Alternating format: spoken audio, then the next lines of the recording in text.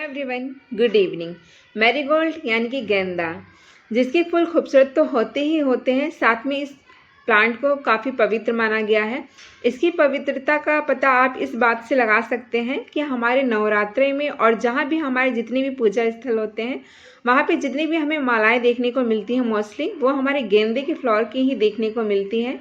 तो आप देख सकते हैं कि ये प्लांट कितना शुभ है, और सबसे बड़ी बात यह है कि इसको ग्रो करना भी बहुत आसान है और बिल्कुल भी केयर नहीं मांगता है ये प्लांट। और देखिए इसमें ब्लूमिंग कितनी अच्छी होती है। तो इस वीडियो में मैरीगोल्ड की मैं आपको पूरी जानकारी, जैसे कि इसे सीड से कब ग्रो करना चाहिए और इसको कौन सी बीमारियां लगती हैं, और अगर बीमारियां लग जाएं तो हमें क्या करना चाहिए, यानी कि पूरी जानकारी इस वीडियो में देने की कोशिश करूंगी। और अगर फिर भी मुझसे कुछ रह जाता है तो आप कमेंट करके मुझसे पूछ सकते हैं। तो चलिए स्टार्ट करते हैं वीडियो। सबसे पहले हमें ये जानना जरूरी है कि मैरीगोल्ड हमारा कैसा प्लांट है, परमानेंट या फिर सीजनल। परमानेंट प्लांट वो होते हैं जो एक बार लाने के बाद हमारे पास सालों साल चलते हैं, यानी कि कई सालों तक बने रहते हैं। और सीजनल प्लांट वो होते हैं जो हमें हर साल ग्रो करने पड़ते हैं।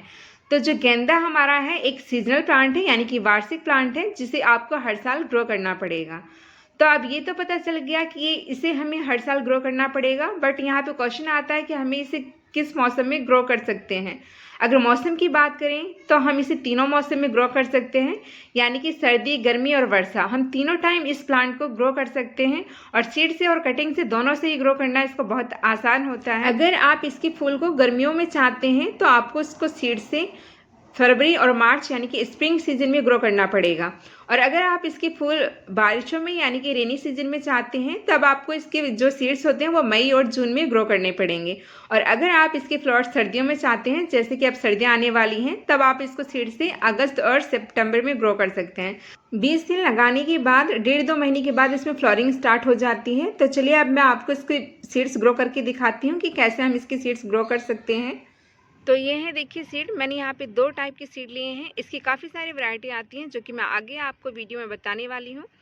एक है इसकी, देखिए ये अफ्रीकन मैरीगोल्ड, और दूसरी है यहाँ पे ये मैरीगोल्ड गुलजाफरी।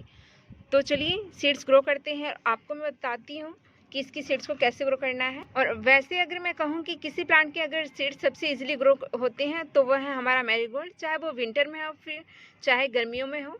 तो इसके सीड्स बहुत इजीली ग्रो हो जाते हैं। इसके सीड्स को सिर्फ आप सॉइल के ऊपर फेंक देंगे तो अब इजीली ग्रो हो जाते हैं। इसके सीड्स ग्रो करने का सबसे अच्छा मुझे ये लगता है कि हमें कोई स्पेशल सॉइल की ज़रूरत नहीं होती, यानी कि मैं इसके लिए कोई सॉइल प्रिपेयर नहीं करती हूँ। जैसे कि आपको ये दिख रहा है, देखिए जितने भी मेरे पास स्पॉट खाली होते हैं, साइड में सीड्स डाल देती हूँ और ऊपर से सॉइल हल्की कवर कर देती हूँ, और देखिए 4 से 5 दिनों में इसके सीड्स जर्मिनेट हो जाते हैं। तो इस तरीके से देखिए मैंने हल्की हल्की सॉइल हटा दी है। और अगर कहूँ बेस्ट मीडिया, तो आप देखिए सैंड और सॉइल का मिक्सचर ले सकते हैं, उसमें इसके सीड्स बहुत इजीली ग्रो हो जाते हैं। तो ये है, देखिए इसके सीड्स इस तरीके से आप डाल दें गैप गैप पे, और हल्की सी सॉइल इस तरीके से इसके ऊपर कवर कर देंगे और हल्का सा पानी डाल देंगे, तो इसके सीड्स जर्मिनेट हो जाएंगे, जैसे कि मैंने आपको कहा 4 से 5 दिनों में। तो यहाँ पे मैंने कुछ प्लांट ग्रो करे हैं सीड से, और इनमें ब्लूमिंग स्टार्ट होने वाली है। जिन लोगों ने इसके बीज को अगस्त में ग्रो करा था उनमें ब्लूमिंग स्टार्ट हो गई है, और मैंने सितंबर में ग्रो करा था, और जैसे कि 1.5-2 महीने में इसमें ब्लूमिंग होती है, तो अब इसमें बड्स बननी चालू हो गई हैं। और इसके मैंने काफ़ी सारे प्लांट ग्रो करे हैं। ये देखिए आपको मैं कुछ दिखाने जा रही हूँ। इसका जो प्लांट लगा हुआ है इस पॉट में लगा हुआ है, और यहाँ से ये आता हुआ कुछ इस तरीके से यहाँ पे लुढ़क गया था, यानी कि टेढ़ा हो गया था, तो मैंने इसको इस स्टैम में फंसा दिया इस तरीके से। और अभी मैं बताने वाली हूँ कि ये ऐसा क्यों हुआ है। जब भी हम किसी प्लांट को सीड से ग्रो करते हैं तो उसकी ट्रांसप्लांटिंग ज़रूरी होती है, क्योंकि हम जब सीड्स को, जैसे कि मैंने आपको बताया कि सीड्स हम जब ग्रो करते हैं तो ऊपर डालते हैं बिल्कुल सॉइल के, और सॉइल बहुत नीचे होती है, तो ऐसे में जो रूट्स बनती हैं वो बिल्कुल ऊपर होती हैं। और जब प्लांट बढ़ता जाता है और जब उसका वेट बहुत ज़्यादा बढ़ जाता है तो वो इधर उधर इस तरीके से लुढ़कने लगता है। तो मैंने सीड्स लगाने के बाद इनकी रिपोर्टिंग नहीं करी है, टाइम नहीं होने की वजह से। तो इसलिए ये प्लांट देखिए काफ़ी बड़े हो गए हैं और इस तरीके से इधर उधर लटक रहे हैं। जब मुझे टाइम मिलेगा तो मैं इनकी रिपोर्टिंग कर दूंगी। अब वैसे इनकी कटिंग बहुत इजीली लग जाती है, तो मेरे पास अब इनके 8 से 10 प्लांट तैयार हो चुके हैं, और मैं सभी की लगाने वाली हूँ कटिंग, जो कि आपसे मैं नेक्स्ट वीडियो में शेयर करूँगी। बात करते हैं मैरीगोल्ड वैरायटी की, तो बहुत लोगों को नहीं पता होगा, सब सिर्फ यही जानते हैं कि मैरीगोल्ड होता है, गेंदे के फ्लावर होते हैं। कुछ लोग कह देते होंगे कि छोटा मैरीगोल्ड, बड़ा मैरीगोल्ड, बट इसकी वैरायटी होती है जिसके हिसाब से इसका साइज़ डिफर करता है, यानी कि साइज़ में डिफरेंस होता है। तो इसकी दो वैरायटी मेनली पाई जाती हैं, यानी कि आमतौर पे आप इसकी जो मुख्य रूप से देखेंगे वो दो वैरायटी होती है। एक होती है अफ्रीकन मैरीगोल्ड। अफ्रीकन मैरीगोल्ड में जो आप फूलों का साइज़ देखेंगे वो काफ़ी बड़ा होता है, जैसे कि आप स्क्रीन पे देख सकते हैं। और इसमें जो प्लांट की हाइट होती है वो भी काफ़ी बड़ी होती है, यानी कि 80 सेंटीमीटर से 100 सेंटीमीटर के आसपास चली जाती है प्लांट की हाइट। और अगर इसमें कलर्स की बात करें तो आपको इसमें वाइट, ऑरेंज और येलो कलर देखने को मिलेगा।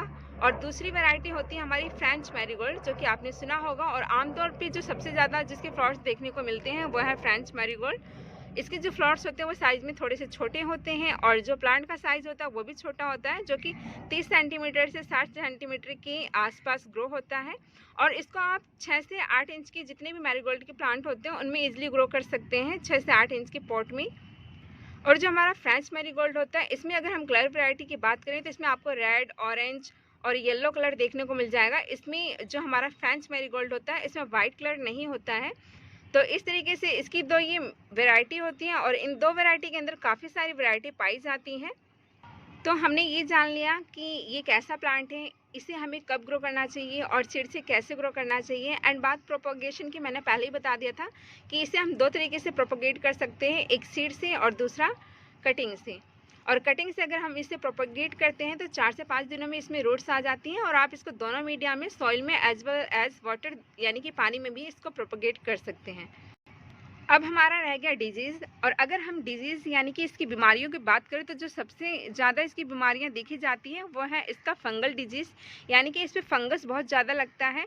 और फंगस क्यों लगता है उसके रीज़न मैं आपको यहाँ बताने जा रही हूँ। इस प्लांट को फ्लोरिंग के लिए और अच्छी ग्रोथ के लिए कम से कम 3-4 घंटे की सनलाइट आप ज़रूर दें। अगर आप इससे कम सनलाइट देते हैं और आपने अपने प्लांट को छाया में रख रखा है, और अगर आपके पॉट में नमी बनी रहती है हमेशा, तो ऐसे में आपके प्लांट को फंगस लग जाएगा। और फंगस भी इसमें तीनों तरीके से लगता है, यानी कि स्टेम पे भी फंगस लगेगा, और लीव्स पे भी फंगस लगेगा, और रूट्स में भी फंगस लगेगा। और इनमें से अब जो दो फंगस है वो आपको मैं इस वीडियो में दिखाने जा रही हूँ, बट रूट का अभी निकालना पड़ेगा, किसी में लगा नहीं है, नहीं तो मैं आपको निकाल के दिखा देती। फर्स्ट जो कि स्टेम पे फंगस लगता है, देखिए कुछ इस तरीके से आपको ब्लैक ब्लैक नज़र आएगा। अगर पानी बहुत ज़्यादा हो जाएगा तो देखिए स्टेम इस तरीके से ब्लैक होने लगती हैं जगह जगह से। तो ऐसा देखिए इसलिए हो रहा है क्योंकि ये पॉट भी मेरा छाया में रखा हुआ था और इसको कम सनलाइट मिलती थी। और दूसरा जो फंगस होता है लीव्स पे फंगस आपको इस तरीके से नज़र आ जाएगा।